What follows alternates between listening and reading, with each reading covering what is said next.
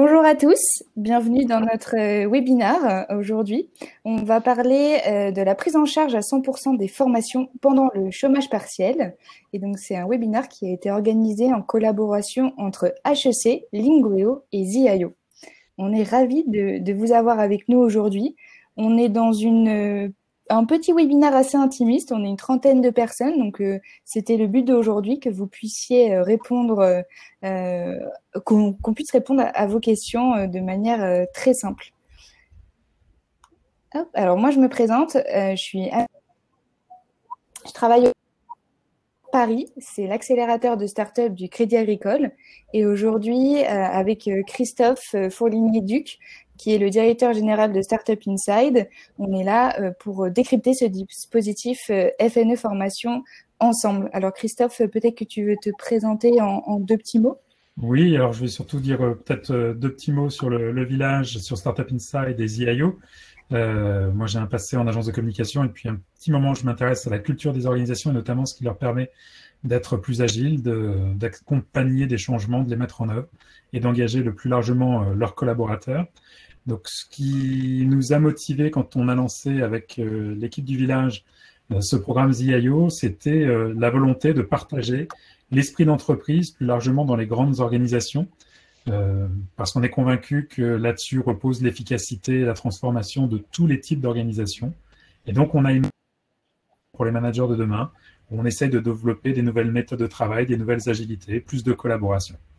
Alors forcément, dans ce contexte de crise, voire de catastrophe sanitaire, on se retrouve tous avec des modes d'organisation, des modes de travail chamboulés. Et nous avons basculé la formation ZIO sur une version 100% dématérialisée et digitale, mais en conservant des alternances de masterclass, d'ateliers, de rencontres un peu inspirantes avec des entrepreneurs, des startups.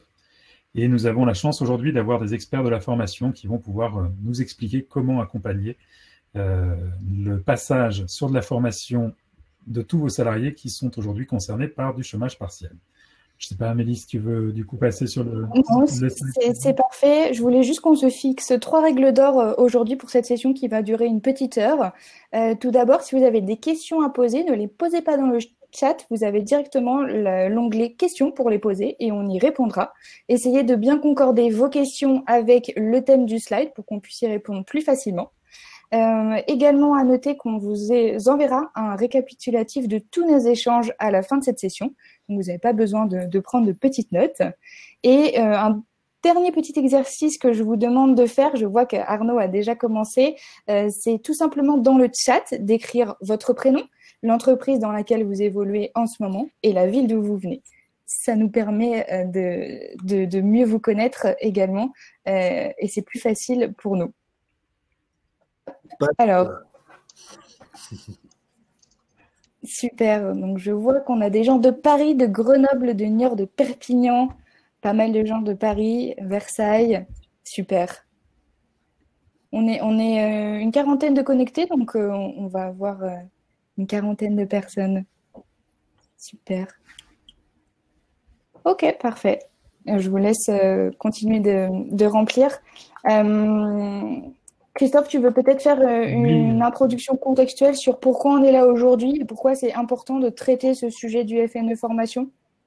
On est dans une situation qui est exceptionnelle, que personne n'avait pu envisager il y a ne serait-ce que quelques mois, où plus de 10 millions de salariés aujourd'hui sont en activité partielle, donc bénéficient des mesures exceptionnelles qui ont été mises en place par l'État pour essayer de limiter les conséquences économiques de cette crise sanitaire. Alors, ça veut dire qu'on a un salarié sur 2 du secteur privé qui aujourd'hui bénéficie effectivement de cette mesure, mais a aussi le temps pour se former. Et il y a un dispositif existant, le FNE, le Fonds national de l'emploi, qui a été largement renforcé par un décret le 25 mars dernier, puisque l'État se propose de prendre en charge 100% des coûts pédagogiques de la formation des salariés qui sont en activité partielle. C'est-à-dire qu'ils prennent déjà une grande partie du salaire et des charges sociales, et ils prennent en plus les coûts de formation. Alors on va voir dans certaines conditions jusqu'à hauteur de 1 500 € directement et sans condition. Au-delà de 1 500 €, ça dépendra de l'avis de la directe. Mais il y a un dispositif extrêmement intéressant pour préparer nos entreprises à la reprise d'activité, pour accompagner également l'adoption de nouveaux outils digitaux et distanciels. Donc, c'est de tout cela dont nous allons parler avec les équipes de Lingueo et d'HEC Paris. Exactement. Et justement, aujourd'hui, on s'est réunis avec trois experts du sujet FNE formation. Donc, je suis ravie de vous accueillir aujourd'hui avec nous pour traiter de ce sujet et décrypter tous les tenants et aboutissants de l'élargissement du FNE. Donc, on a la chance d'accueillir avec nous Éloïc, Guillaume et Arnaud. Peut-être, messieurs, vous pouvez vous présenter rapidement pour les participants. Alors, bonjour à toutes et à tous, Éloïc Perrin, je suis directeur général adjoint d'HEC. HEC, vous connaissez sans doute toutes et tous la grande école, programme post-classe préparatoire, mais il y a aussi à HEC beaucoup d'autres formations, et notamment la formation continue avec plein de choses qui se font online, des programmes courts, des programmes alors courts de 3-5 jours, des programmes un petit peu plus longs de 10-15 jours, des programmes qui sont faits sur mesure avec les entreprises. Bref, il y a tout un pôle de formation continue extrêmement développé, extrêmement important, et c'est à ce titre-là que moi je suis là avec vous aujourd'hui, puisqu'on parle de formation continue pour les entreprises. Bonjour à tous, Guillaume, donc cofondateur de Lingueo, passionné par les technologies, mais plus spécialement dans la formation. Lingueo, en quelques mots, pour ceux qui ne connaissent pas, c'est une plateforme pour prendre des cours particuliers de langue en visioconférence avec des professeurs natifs. Et aujourd'hui, notre distinction, c'est qu'en fait, c'est notre cœur de métier. On a toujours fait ça. Ça fait 10 ans, on est pionnier en la matière. Et à côté de ça, on a tout un volet sur la formation professionnelle, sur l'information de la formation professionnelle. Et c'est vrai qu'on s'est beaucoup renseigné très tôt sur le FNE et on essaie de partager notre savoir au plus grand nombre. Arnaud Portanelli, merci à tous d'être avec nous aujourd'hui en cette fin de semaine. Ma femme me disait tout à l'heure, nous sommes pas mercredi. Eh ben non, on est bien vendredi, c'est la fin de la semaine et je vous remercie de la partager avec nous. Le deuxième fondateur, donc qui a fait le pari fou avec Guillaume en 2007, quand même, je tiens à le préciser, que l'avenir de la formation globalement, mais aussi la formation linguistique, se ferait à distance. Alors c'est vrai que là, depuis un mois, les gens comprennent le pari que nous avons monté et nous éditons aussi un site d'information qui s'appelle CP Formation, qui parle de l'ensemble de la formation, il y a plus de 1000 articles gratuits qui parlent de la formation. On anime des ateliers, des webinars et on renseigne, on parle de notre passion au quotidien.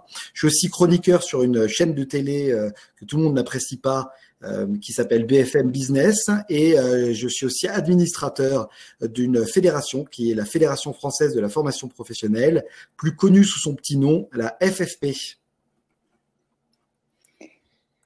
Super, merci. Merci à vous trois d'être là avec nous pour décrypter ce sujet. J'ai une première question pour vous, Guillaume et Arnaud. C'est pourquoi mettre en place des actions de formation maintenant ?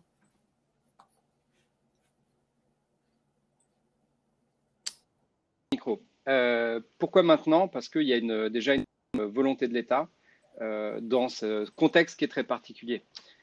Vous l'avez vu, on a parlé beaucoup ces dernières semaines et ça n'arrête pas du chômage partiel. Donc c'est le premier dispositif qui a changé, qui a été élargi pour venir soutenir les entreprises en pariant, en faisant un pari qui est celui de on ne licenciera pas pour mieux repartir ensuite. Et le deuxième volet de toute cette volonté de l'État, c'est de se dire on va profiter de ce temps, de cette activité réduite pour former les collaborateurs et pour les faire monter en compétences. Pourquoi ?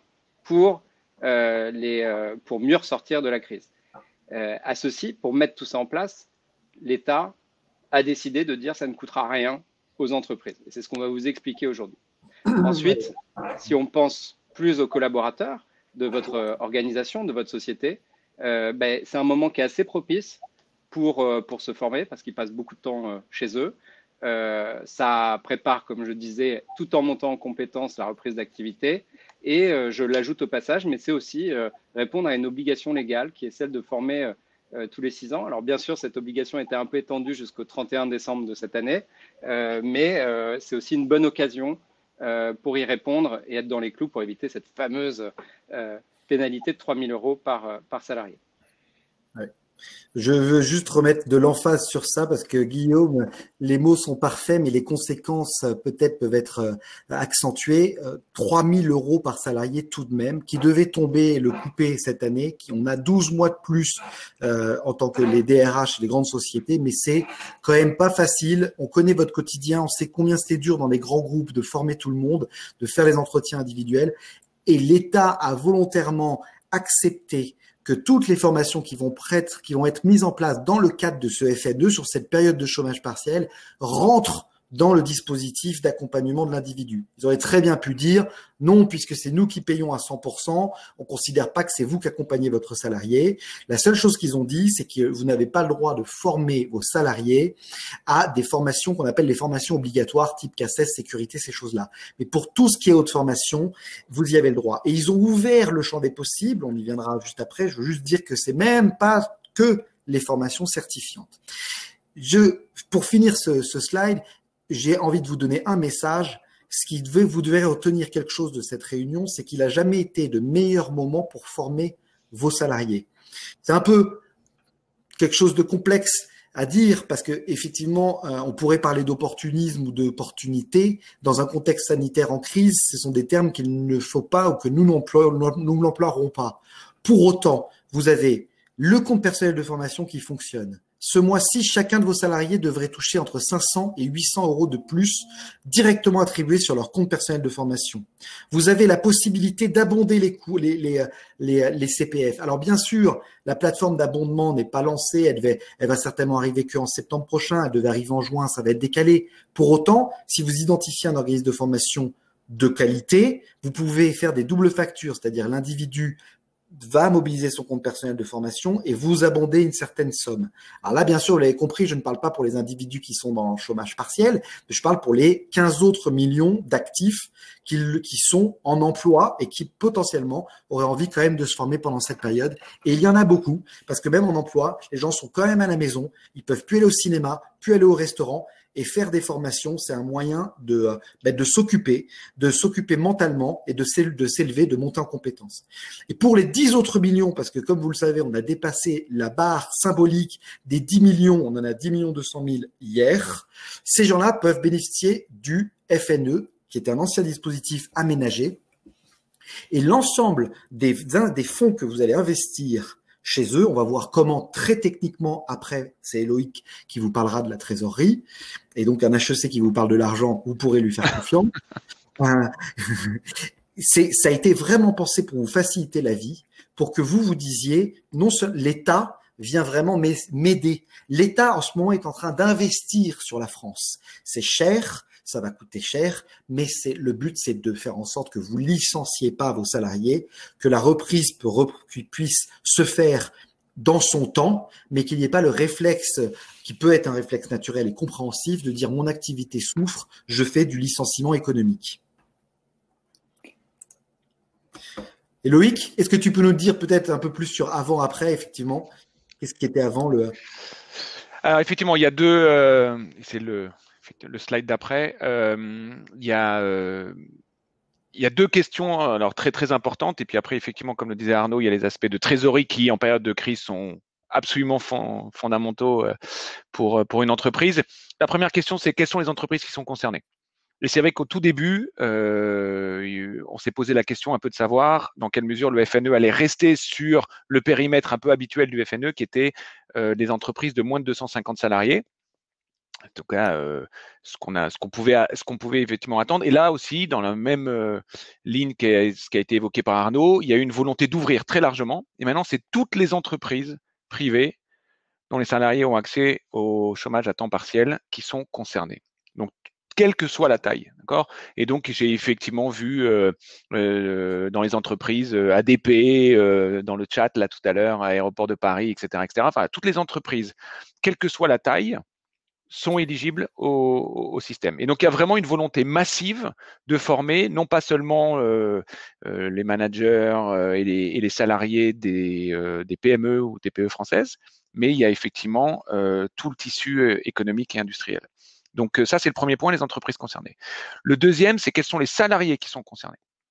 Alors, aujourd'hui, peut-être que ça changera, mais en tout cas, aujourd'hui, c'est tous les salariés au chômage partiel quelle que soit la quantité de temps de travail. C'est-à-dire que la personne soit au chômage 1 journée par semaine, 2 jours par semaine ou 5 jours par semaine, elle est concernée par le dispositif. Il y a quelques restrictions. Les personnes en contrat d'apprentissage ou contrat de professionnalisation, la nature même de leur contrat, c'est d'être à la fois dans l'entreprise et en formation. Donc, bien entendu, ils ne sont pas concernés. Okay. Mais tous les salariés au chômage partiel, on verra tout à l'heure que les formations doivent en plus avoir lieu pendant le temps chômé et pas pendant le temps de travail. Mais une personne qui est en chômage partiel tous les lundis peut bien entendu bénéficier de programmes proposés le lundi. Donc voilà. Guillaume, est-ce que tu peux nous parler un petit peu des formations justement qui sont concernées par ce dispositif? Oui, bien sûr. Effectivement, même chose dans cette logique d'élargissement, on s'est posé une question, quelles sont les formations concernées? Vous savez que dans la plupart des dispositifs d'État, le CPF, plan de compétences et autres, il y a des listes de formations certifiantes éligibles, ce qui peut limiter dans une offre en ligne ce qui est disponible. Et aujourd'hui, l'État a décidé de l'élargir. Donc, tout type d'actions de formation sont éligibles. Alors, il faut l'entendre au sens de la formation professionnelle. Une formation professionnelle, c'est une formation qui est suivie avec un programme, avec un déroulé pédagogique et qui doit se fixer des objectifs et essayer de les atteindre. Mais donc, c'est quand même relativement, enfin, c'est même très, très large. Donc, on sort de cette limitation pour ce dispositif. Bien sûr, il y a aussi les bilans de compétences et les VAE. Et Loïc l'avait dit, je crois, au début, mais on sort les formations obligatoires. C'est-à-dire qu'on considère que ce qui est obligatoire, vous devez le faire, ça vous incombe quand même. Donc, on ne va pas venir le soutenir dans cette tâche-là. Ça fait partie de la finance de votre entreprise habituelle. Je cite juste ce que vous pouvez voir sur le slide, mais c'est ce qui a été envoyé par le ministère. À l'attention des préfectures et des directs, ce périmètre très large devrait vous permettre de répondre positivement à la grande majorité des projets qui vous seront présentés. Qu'est-ce que ça veut dire? C'est qu'on veut que ce dispositif soit applicable au plus grand nombre dans cette période. Donc c'est plutôt un message positif. Attention, il a été aussi stipulé dans le décret que pendant toute la période de confinement, qui, je le rappelle, n'est pas celle d'application du FNE, qui elle est complètement liée à la durée de l'activité ou partielle, donc du chômage partiel, mais pendant la période de confinement, seules les formations à distance peuvent être financées. Donc c'est assez important à noter. Super, merci. Peut-être qu'Arnaud, tu peux nous expliquer quelle est la période d'application justement et la durée des formations qui sont concernées. À savoir que j'ai vu dans la partie questions qu'on avait des questions justement à ce sujet, donc on peut y répondre en même temps. Bien sûr. Alors Guillaume a commencé et m'a lancé une perche bien sûr sur cette période. Je répète parce que je me suis aperçu que dans les webconf c'est toujours utile effectivement de bien axer. Clairement, l'État a la volonté d'accepter tous les types de formations. Alors, il y a la volonté, puis il y a la faisabilité. La réalité, c'est que il faut faire des formations courtes. Non pas parce que le dispositif finit dans peu de temps, puisque comme Guillaume l'a déjà commencé à l'introduire, et il y a beaucoup de journalistes qui se trompent dans ces messages, le dispositif est attaché au chômage partiel et non pas à la période de confinement. Je m'explique, la France va mal, c'est une crise, on le dit tous les jours, c'est une véritable crise. Les entreprises vont être en difficulté et chaque entreprise va décider de refaire rentrer les salariés dites normales au moment qu'elle souhaite. Il y a un cadre légal du FNE, qui est le cadre habituel, qui est lié au chômage partiel, qui est un maximum 12 mois. Mais en fait, la formation peut très bien avoir lieu de début à la fin du fait que l'individu soit chez lui. S'il revient, par exemple, imaginez, il rentre le salarié en juin et que la formation n'est pas finie, normalement, légalement, vous ne devez pas payer, la formation doit stopper ou l'entreprise doit payer le différentiel si elle souhaite continuer de former l'individu. Ça n'est plus le gouvernement qui finance. C'est la raison pour laquelle les formations que le marché va proposer seront des formations globalement d'1 mois et demi, 2 mois, ou voire beaucoup plus courtes. Par contre, pour éviter que les formations soient trop courtes, le gouvernement a volontairement annoncé mercredi matin que si l'individu revenait quand même au chômage partiel et que vous en aviez fait la demande, mais par exemple, vous réouvrez vos boutiques, parce que je prends l'exemple du commerce, parce que c'est le commerce le plus touché en ce moment, la semaine prochaine, les formations sont quand même prises en charge jusqu'à la fin du mois prochain. Et donc, et même si l'individu est revenu au travail, la formation peut continuer, elles seront 100% prises en charge. L'État n'a pas envie, si vous voulez, de complexifier trop le dispositif, même si on sait que nous sommes tout de même français, tout ce qui est simple et compliqué devrait être plus simple. Donc, l'important quand même de comprendre, c'est il faut, dans la mesure du possible, essayer de rester dans un cadre de temps qui est celui du chômage partiel et non pas du confinement. Très clair? Il y avait une question, je pense qu'on y a répondu, mais je me permets de répondre. Oui, c'est valable jusqu'au 11/5, non, justement pas. Donc, c'est valable, en fait, jusqu'à la période du chômage partiel. Vous voyez, même moi, je m'embrouille les pinceaux, et pourtant, c'est si simple. Voilà. Il y avait une autre question aussi concernant les formations et le champ des formations, la typologie de formation. Après le confinement, c'est une question. Le confinement, le présentiel sera-t-il possible aussi? Oui, il sera possible dans le cas où votre entreprise a toujours des chômeurs partiels et que la formation suit cette durée, celle évoquée par Arnaud à l'instant. Ce sera, alors, c'est pas encore dans le marbre, mais il n'y a pas de raison que ce soit pas le cas. Hein. Et, bon, donc a priori, il n'y a pas de raison, mais ce sera d'autres demandes, d'autres dossiers. Quoi. Il n'y aura pas de transfert entre la formation existante entamée, validée, vers un élément présentiel. Ce sera une autre démarche. Il y aura une mise à jour. Tout comme il y aura une mise à jour potentielle de cette date du 11/5. C'est-à-dire que l'État a mobilisé un budget qu'on va annoncer certainement plus tard. C'est pas ma partie, donc. Et ce budget-là, si on considère et qu'on constate qu'il n'est pas utilisé par les grands groupes ou les sociétés, il sera amené à être décalé, la possibilité de remboursement. L'important, c'est que les gens prennent en main ce dispositif. L'État n'a aucune idée pour l'instant de qui va prendre en main et comment. Il se trouve qu'il y a assez peu de communication et peu d'experts qui vraiment se penchent sur le sujet. Donc on verra. On a une autre question de Cécile qui est intéressante. Si les salariés ont droit à une seule journée de chômage partiel par semaine, est-ce qu'il est possible de proposer une formation de 2 jours avec un jour sur la période en chômage partiel et un jour sur un jour de travail normal? La réponse est non. C'est-à-dire que la personne devra se former sur 2 semaines différentes, puisque le temps de formation ne doit être pris que sur les jours chômés.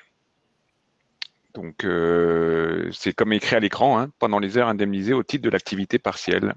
Donc, sur les jours chômés. Donc, alors effectivement, hein, c'est une contrainte pour les organismes de formation qui vont peut-être être amenés à avoir une certaine flexibilité en disant, on va proposer pour certains des programmes de 3 jours d'affilée. Peut-être que de temps en temps, ça va être des 3 fois un jour. Mais en tout cas, on est obligé de se contraindre à la formation sur le temps non travaillé. Je réponds aussi à Dominique Plaine, même si c'est pas forcément la cible de ce webinaire aujourd'hui, mais sa question peut donner un élément de réponse à un DRH qui se poserait la question. L'offre de formation est ouverte, mais par contre, ça a été spécifié et vérifié dans le FAQ qu'a publié le ministère du Travail aujourd'hui. Ça n'est pas possible de travailler avec une entreprise qui n'est pas dans un organisme de formation qui répond aux critères de qualité de la loi, c'est-à-dire il doit être obligatoirement soit finançable et donc enregistré dans Datadoc ou avoir une démarche qualité au PQF, ISO, etc. Tous les autres ne peuvent pas rentrer dans ce dispositif. Vous avez bien compris, hein, c'est un enregistrement en tant qu'organisme de formation, auprès de la directe d'ailleurs, et être à minima datadocké. Datadocké étant le critère qualité minimal actuellement pour répondre au dispositif d'État. Exactement. Peut-être qu'on peut enchaîner, Loïc, avec les aspects financiers de ce dispositif. Quels sont-ils? Alors, Guillaume, c'est toi qui commence. Ouais, allons-y. On vous l'a dit au début, c'est un élément qui est important à rappeler, c'est qu'aujourd'hui, le gouvernement a précisé le montant pour lequel les dossiers répondant aux différents critères, c'est-à-dire dispensés par des organismes de formation à minima datadockés. Et dans le champ d'action des formations assez large actuellement, et dans cette période de confinement en distanciel, toutes les formations jusqu'à 1 500 € TTC seront financées. Pour ça, on en parlera après, mais il y aura toute une procédure qui sera très accélérée. Au-dessus de ces 1 500 €, le dossier sera étudié beaucoup plus en détail et ça remontera même à la directe, quoi qu'il arrive, même si vous passez par un OPCO. Il n'y a pas de plafond horaire aujourd'hui, c'est-à-dire que souvent, quand vous travaillez avec des OPCO, les formations sont financées sur la base d'un tarif horaire et des formations, par exemple, à plus de 70 € ne sont pas prises en charge à 100%. Là, il n'y a pas de plafond horaire. C'est à l'appréciation de la directe ou de l'OPCO. Donc, on peut penser quand même qu'il ne faut pas être complètement déconnecté. Si vous faites des formations où le coût horaire dépasse les 150 €, il y a peu de chances que ça passe. Ouais, c'est même le plafond est plus bas, Guillaume. Enfin, très souvent, je pense que 150, c'est même à peu près sûr que ça passe pas, quoi. Donc, c'est sûr que ça passera voilà, pas. donc. Oui. Donc, nous, à vue d'œil, on sait qu'on pense qu'entre les 60 et 80 € de l'heure, c'est le type de formation maximale qui pourrait passer. À côté de ça, donc nous, si on avait un conseil aujourd'hui, c'est de viser cette aide, de ne pas la dépasser pour avoir un processus rapide, parce que vous l'avez compris, même si ça s'étend sur toute la durée du chômage partiel, c'est quand même un dispositif qui s'inscrit dans le temps. Donc, il faut pouvoir l'actionner rapidement. Il y a une question, Guillaume, là, d'Arbel, et peut-être revenir parce qu'on est dessus. Sur le côté, est-ce que c'est un montant par salarié ou est-ce que c'est un montant moyen? Donc, enfin voilà, comme on en a répondu, peut-être que tu peux préciser un peu les choses. Oui, c'est une très bonne question. Les avis divergent sur cette question. On va vous expliquer comment marche une demande de subvention, mais au final, la demande, il y a un montant global et un nombre de salariés qui vont suivre des formations. Donc, on peut se dire, s'il y a un montant global et un nombre de salariés, ils vont faire une division, et si ça passe en dessous ou jusqu'à 1 500 € TTC, ils vont donner l'accord. On n'est pas tout à fait certain de ça. Donc, par sécurité, moi, je ne dépasserai pas les 1 500 € par salarié, parce que la contrepartie, enfin, si on appliquait cette méthode, on pourrait se dire, tiens, je vais former sur un montant de 2 000 € un salarié sur une formation et l'autre 1 000 €. Est-ce que l'ensemble sera pris en charge? En gros, est-ce qu'on a une enveloppe globale? On n'est pas du tout sûr de ça. Pour l'instant, il n'y a rien qui nous laisse penser que ça sera le cas. Oui, et puis si c'est le cas, en fait, malheureusement, ça c'est une question de délai, c'est que le gouvernement a envie que ça aille vite et il a dit, en gros, on s'engage à une réponse dans 24 heures après à la demande si vous restez dans les clous. Donc après, chacun est libre de faire ce qu'il veut, mais forcément, ça envoie un message assez fort aux organismes de formation et aussi aux entreprises. Après, moi, je tiens à conseiller tout le monde, les organismes de formation qui sont présents, parce que j'ai vu qu'il y en avait 2, de conserver leur politique tarifaire habituelle, parce que, à contrario, si vous profitiez de ces dispositifs, les OPCO seraient amenés à le remarquer et ça serait pas bon ni pour votre image, ni pour vos potentiels contrôles. Donc, le but est que le DRH, lui, comprenne l'intérêt, mais que le prestataire, lui, reste à sa place de prestataire et s'intéresse plus à la qualité de la prestation plutôt qu'à son devis. Il y a un cadre. Le cadre, on sait que dans ce contexte des 1500, c'est validé en 24 heures. On sait, on va y revenir après, comment il faut faire les démarches. Ça fonctionne. Il faut y aller. Pourquoi? Parce que premier arrivé, premier servi.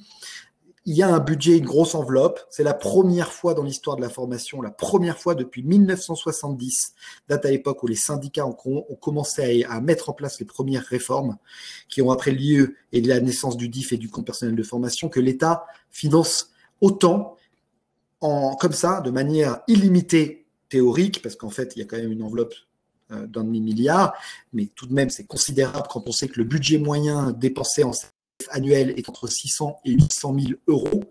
Donc, c'est jamais arrivé. Il n'y a pas de frein. Les gens peuvent se former à domicile. On est en 2020, donc tout ce qui est distance learning est vraiment mature. Je le disais tout à l'heure, en 2007, quand on a lancé Lingueo avec Guillaume, il n'y a pas une personne qui croyait en notre service. Ça ne nous a pas empêché chaque année d'avoir une augmentation de chiffre d'affaires depuis cette date. Mais c'était compliqué dans les mœurs à comprendre qu'il y avait un intérêt réel à trouver un individu à distance et pour monter en compétence sur une formation linguistique. Aujourd'hui, nous n'avons plus ce problème. Le marché de l'offre, il est numérisé. Il y a des acteurs, des grandes marques qui sont pas des offres distancielles de qualité, d'acteurs plus dynamiques comme Lingueo, que je considère encore comme une start-up, et d'autres POC et qui sont aussi tout à fait aptes à répondre à toutes vos demandes. Donc, pour ce qui est de l'impact de la rémunération, vous le connaissez bien en tant que DRH, c'est 84 du SMIC. Ça ne vous empêche pas de payer quand même le différentiel qui est non imposable, mais forcément, ça ne change rien. Le FNE formation ne vient pas modifier les engagements que vous avez quand vous avez signé votre contrat avec la personne que vous avez mis en chômage partiel.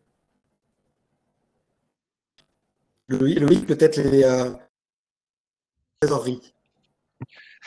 Oui, alors effectivement, la trésorerie dans ces phases compliquées pour tout le monde, c'est un énorme sujet. C'est à la fois un sujet pour les PME, c'est aussi un sujet pour les grands groupes. Et l'État, dans sa volonté d'aider, a voulu essayer de limiter l'impact sur la trésorerie. Alors attention, il y a deux choses différentes. Il peut y avoir le lien entre l'entreprise et l'organisme de formation. Et puis il y a aussi le lien entre l'entreprise et la directe ou l'OPCO qui vont se charger de l'analyse du dossier.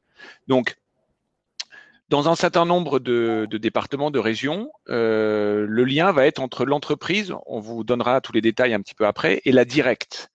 C'est-à-dire qu'il va y avoir une demande de subvention par l'entreprise, fait à la directe, donc à la direction du travail, de l'emploi, etc., qui va spécifier la formation, les personnes qui sont concernées, et qui va mettre en tout cas un devis de l'organisme de formation.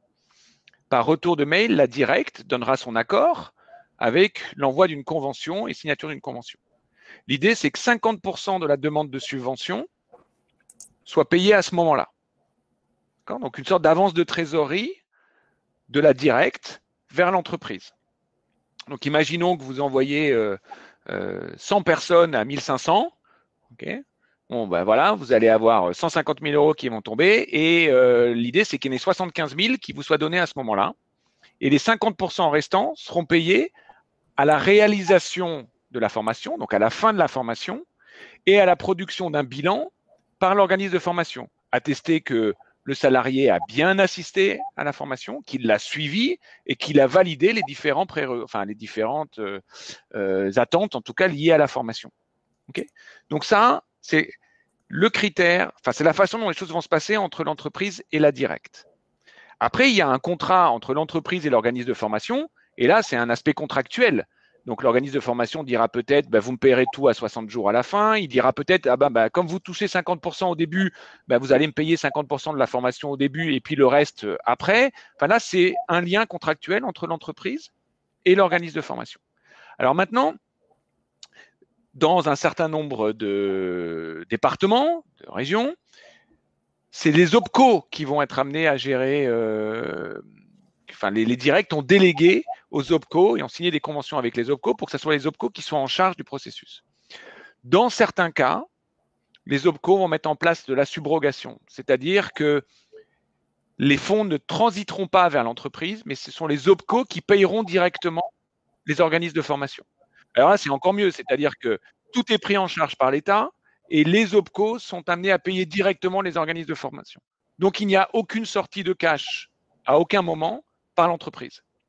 Alors, une fois de plus, les choses sont en train d'évoluer. On pense que ça va devenir potentiellement une des normes de fonctionnement avec les OPCO, mais il y a encore aujourd'hui quelques disparités et les choses évoluent jour par jour. Donc, voilà la manière dont les choses vont se passer en matière de gestion de trésorerie et d'aspect contractuel. Alors, on a pas mal abordé la procédure qu'il faut suivre pour bénéficier du... Arnaud, est-ce que tu peux plus en détail que ce qu'a commencé à faire Eloï, comment il faut procéder très clairement pour avoir accès à ce dispositif? Oui, absolument. Alors, il faut être tout à fait efficace. La première des étapes, c'est le recensement des besoins des personnes que vous avez en interne à disposition. Vous verrez que Guillaume vous présentera une innovation qu'on a fait sur ce point récemment. Je ne vous en dis pas plus, un peu de suspense. Mais c'est la première étape. vous ne pouvez pas faire une demande auprès de la directe ou de l'OPCO en fonction de qui va prendre la demande sans avoir l'accord écrit de votre interlocuteur salarié. D'accord ? Donc, il y a l'interlocuteur salarié, puis le financeur. De toute façon, cette donnée, vous êtes obligé de la donner à l'organisme de formation, mais vous êtes aussi obligé de la donner à la directe dans le cadre des éléments que vous devez donner pour obtenir l'accord. Ensuite, il faut identifier le prestataire. Ça, j'ai envie de vous dire, vous en avez deux en face de vous. Si jamais ce sont d'autres formations, vous pouvez vous référer à des différents critères de qualité qui sont les critères OPQF, ISO. L'OPQF étant quand même assez important dans ce secteur-là. Vous pouvez travailler avec des nouveaux, avec des anciens, regarder quels sont les membres de la Fédération française de la formation professionnelle. Il y a 900 plus gros acteurs dedans. HEC, d'ailleurs, je vous invite à nous rejoindre. Non. Et il y a voilà. C'est bien parce que c'est toi, Arnaud. Vous avez des concurrents que je ne citerai pas, mais dans nos rangs. Après, donc bien sûr, une fois que vous avez listé donc ces salariés concernés, vous faites la demande. Bien sûr, vous n'oubliez pas d'y joindre le devis, la proposition commerciale, et les organismes de formation sérieux y joindront évidemment leur protocole individuel, enfin en tout cas une relation entre vous et eux que vous pouvez évidemment négocier. Vous êtes deux entités entreprises et donc vous êtes suffisamment grand dans ce contexte-là. Pour la demande de subvention, je vais laisser Guillaume prendre la parole, me semble-t-il. Sinon, oui. Ah non, c'est aussi moi. Tiens, point numéro 2. Donc, pour la demande de subvention, c'est très simple. L'État a une véritable volonté de simplifier le process et donc il n'a pas mis en place une forme numérique qui aurait été complexe, qui aurait demandé des identifiants et des mots de passe pour se connecter par exemple à la directe. Que nenni. Tout se fait par email. Il a mis à disposition des prestataires de formation, mais aussi de la vôtre, des contacts des différentes directes sur les sites officiels. Ça se passe par région. D'accord ? Si par exemple votre région comme l'Île-de-France, pour prendre que l'exemple dans lequel principalement les gens se trouvent en grande majorité, la région d'Île-de-France en tout cas est gérée par les OPCO. Donc dans ce contexte-là, vous devez contacter votre OPCO et c'est l'OPCO qui va vous dire s'il peut faire de la subro. La subro c'est super, hein, c'est quand même l'OPCO qui va payer, vous n'avez rien à sortir. Bon, en tout cas, de toute façon, dans tous les cas, vous êtes quand même remboursé de la totalité de la formation. Donc, c'est sûr que ça ne coûte rien. Mais tout de même, c'est toujours un petit plus trésor qui est intéressant pour qui peut le faire. Après, par contre, on constate qu'il y a certains OPCO qui, dès aujourd'hui, commencent à demander d'autres documents, comme par exemple des demandes de validation de salariés à un format particulier. Il faudra se plier à cette lourdeur administrative en espérant qu'on n'ait pas des strass de lourdeur, ce qui s'est déjà vu le cas dans l'histoire de la formation française. Donc voilà, une fois que la convention, une fois que la demande de subvention est retournée, hein, on attend 24 heures, voire 72 heures, c'est assez rapide. Nous avons eu les premiers retours cette semaine, positifs. Et parce qu'en fait, pour l'instant, on n'a pas eu l'expérience de retour négatif, mais si vous rentrez dans les clous, il n'y a pas de raison qu'il y en ait. Et du coup, pour sauver une convention que vous signez et être entamée. Je précise tout de même que si vous avez confiance en notre ministre Muriel, vous pouvez quand même commencer la formation avant même de recevoir l'accord. Hein, c'est engagé à ce que chaque salarié en chômage ait une formation financée à 100%. C'est public et c'est en train d'être écrit dans le marbre. Et ce n'est pas engagé à ce que ce soit 50 ou qu'il y ait du conditionnel. C'est quelque chose d'acté. Bon, après, nos clients, en général, sont prudents, mais on a des acteurs qui commencent. Ils savent que le dispositif et que nous sommes suffisamment remboursement. Donc, il y a tout un je crois procédure, que là, hein, donc effectivement, ouais. Je pense qu'il faut vraiment s'assurer que tout le monde a bien saisi. Hein, c'est-à-dire que il y a vraiment un lien entre l'entreprise et l'organisme de formation en amont, puisqu'il faut fournir les objectifs de la formation, il faut fournir le descriptif de la formation, il faut fournir le devis de l'organisme de formation. Donc, quand l'entreprise s'adresse soit à l'OPCO, soit à la directe, elle doit fournir tout ça. Donc, elle a déjà discuté avec son organisme de formation. Et après, effectivement, elle recevra en retour de l'OPCO ou de la directe un accord et une Justement. convention. Et Loïc, c'est le moment où on passe dans le concret. Si jamais, voilà, vous, HEC, quand les clients que vous êtes amenés à avoir en ce moment, qu'est-ce que vous pouvez concrètement proposer à un grand groupe ou une société Alors, effectivement, nous, on est une école de commerce, j'ai vu tout à l'heure, est-ce qu'il y a des formations management, des formations de coaching? Donc, la réponse est oui. Donc, première chose, c'est qu'effectivement, toutes les formations sont aujourd'hui digitalisées. Et il va y avoir deux formats qui vont être proposés, soit des formats qu'on appelle synchrones, c'est-à-dire que vous allez vous retrouver avec une formation dans laquelle le professeur est sur l'écran en face de vous, un peu comme nous, on est sur l'écran aujourd'hui en face de vous, avec des transparents, etc., etc. Et la formation se fera par classe à distance, mais en direct avec le professeur. Ce sera des formations d'1 jour, 2 jours ou 3 jours. Le maximum étant effectivement de 3 jours. Et vous aurez des formations en finance, des formations en gestion de la donnée, data, AI, vous aurez des formations en coaching, des formations en marketing, des formations de stratégie, etc. Tout ce qu'une école de commerce a l'habitude d'offrir. Et une fois de plus, c'est le même catalogue de formation continue que ce qu'on offre d'habitude. C'est qu'on n'a pas été chercher un portefeuille de programmes de moindre qualité, etc., etc. On a pris notre portefeuille de programmes habituel et on l'a totalement digitalisé. Il y aura une autre partie qui sont des cours asynchrones, c'est-à-dire que les vidéos existent déjà, sont faites, mais il y a tout un accompagnement à côté qui permet de se dire qu'en dehors des vidéos, il y a effectivement des forums, tout un ensemble de travaux à faire, des choses qui sont corrigées, etc., etc. Donc, à la fois des formats synchrones, des formats asynchrones, sur un petit peu toutes les dimensions du management. Alors, il y a déjà des formations que nous, on a planifiées sur le mois de mai, sur le mois de juin, sur le mois de juillet, mais il y a aussi surtout les discussions qu'on a avec les entreprises, c'est-à-dire qu'une entreprise qui nous dira « mais moi, je veux bien vous envoyer les 50 salariés sur une formation qui est dans votre catalogue et celle-ci », alors on fera une formation, on prendra cette formation et on la réservera aux salariés de l'entreprise. Okay ? Donc, de temps en temps, certaines formations, il y aura des salariés de plusieurs entreprises. Si effectivement, il y a une dizaine de salariés d'une entreprise A et une dizaine de salariés d'entreprise B, on les mettra ensemble sur une même formation. Mais l'idéal, c'est d'avoir un groupe conséquent d'une même entreprise. Et là, on s'adapte beaucoup plus facilement aux contraintes de l'entreprise. Peut-être, Guillaume, tu veux nous parler de langue aussi? Oui, Guillaume.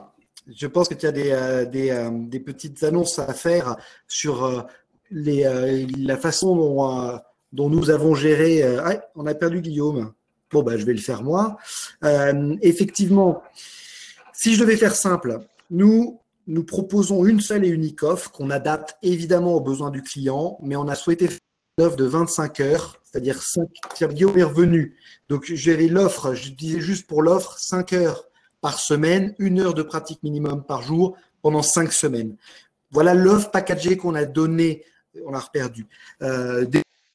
Sachant que si l'entreprise veut en faire plus, elle le peut. Si elle le fait moins, elle le peut aussi.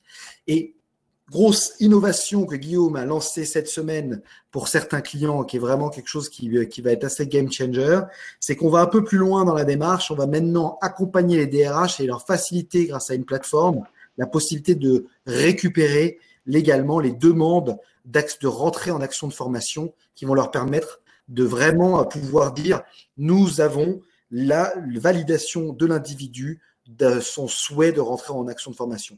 Donc, faciliter la vie du DRH, c'est ce sur quoi nous travaillons en ce moment. Bien sûr, l'offre, c'est la formation linguistique, vous l'avez tous compris.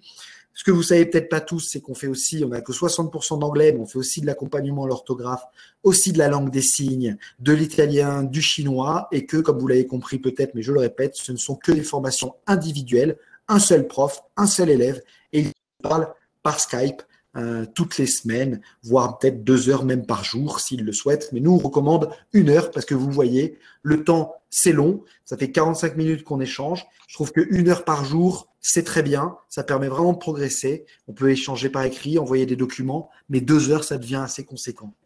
Guillaume, désolé, j'ai fait ton slide, du coup.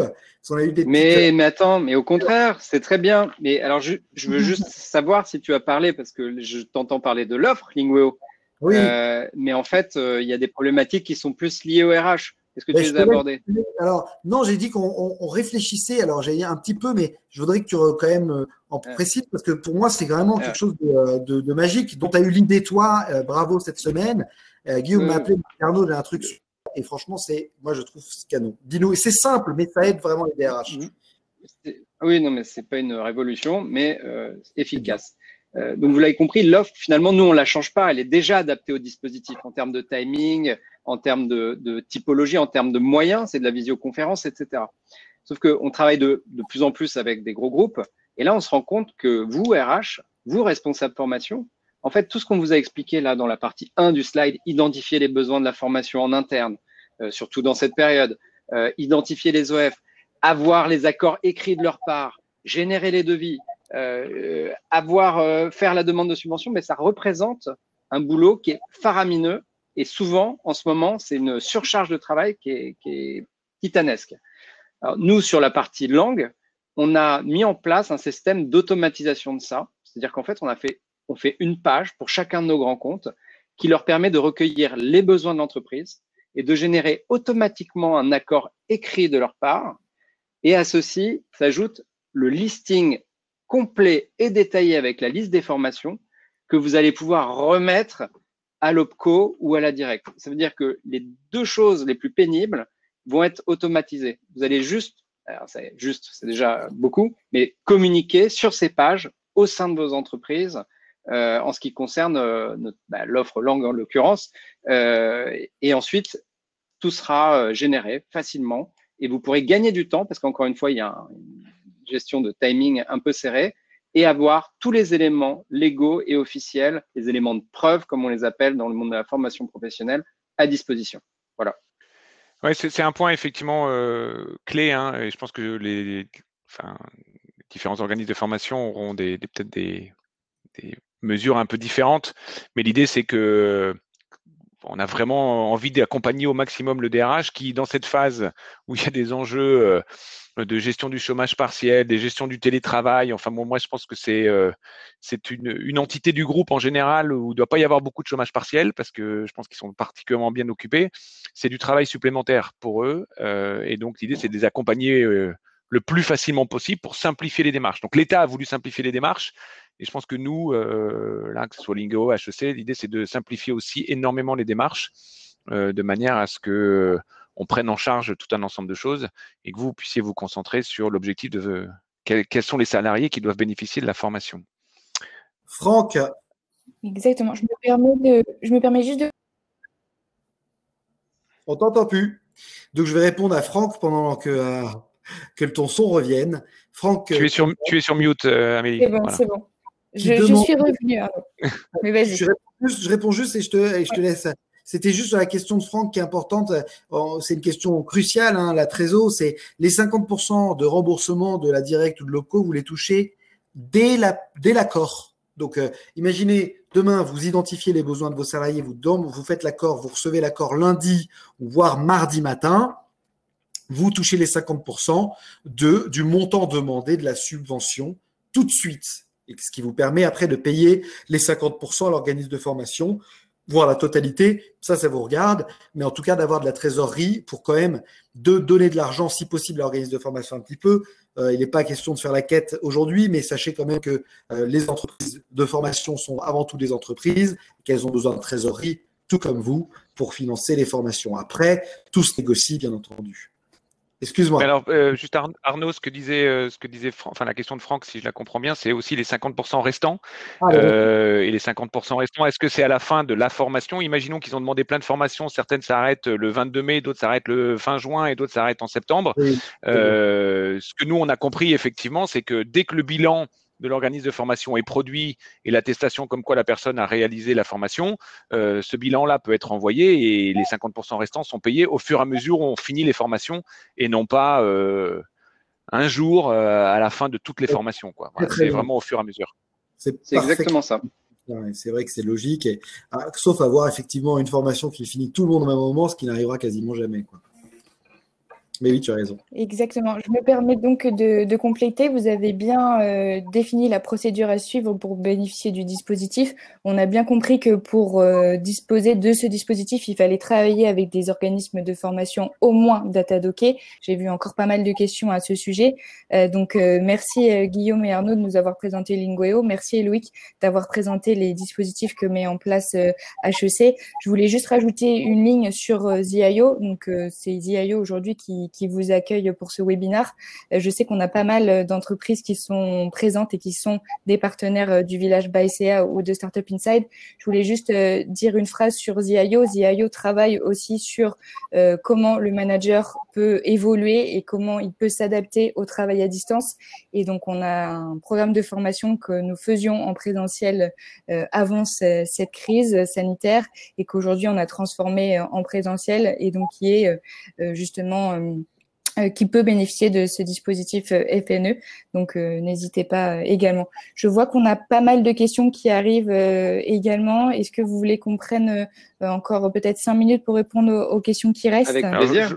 Ouais, j'en ai vu. Enfin bon, Fabrice qui pose la question de savoir si le dirigeant non salarié de l'entreprise peut en bénéficier. Une fois de plus, c'est des salariés au chômage partiel. Enfin, donc, voilà, les salariés concernés sont des salariés qui sont mis en chômage partiel. TNS, donc, n'est pas dedans. Exactement. Et donc ça, c'est un sujet effectivement important. Il y a Catherine qui pose la question du coaching. Ce que disait Guillaume au tout début, c'est il faut qu'il y ait action de formation. Donc effectivement, un coach qui accompagne un individu en one-to-one, je suis un peu embêté pour répondre, mais je suis pas certain que ça corresponde exactement à une action de formation. Donc, ça me paraît être autant des formations au coaching, je pense qu'il n'y a pas de problème, autant bénéficier d'un coaching individuel me semble pas rentrer dans l'action de formation. Je sais pas si Guillaume, Non, moi je te confirme, ça passera pas. Voilà, donc voilà. C'est toujours la même chose. Il faut un programme de formation, des objectifs et tout un parcours pédagogique pour arriver à atteindre Donc, si cette formation de coaching ou ce coaching est fait de cette manière, bon, ça sera peut-être une formation très spécialisée finalement et pas. Mais a priori, ça ne devrait pas. De toute façon, le dispositif n'a pas été monté pour des organismes de formation naissants. On va pas se mentir. Ouais, tout à fait.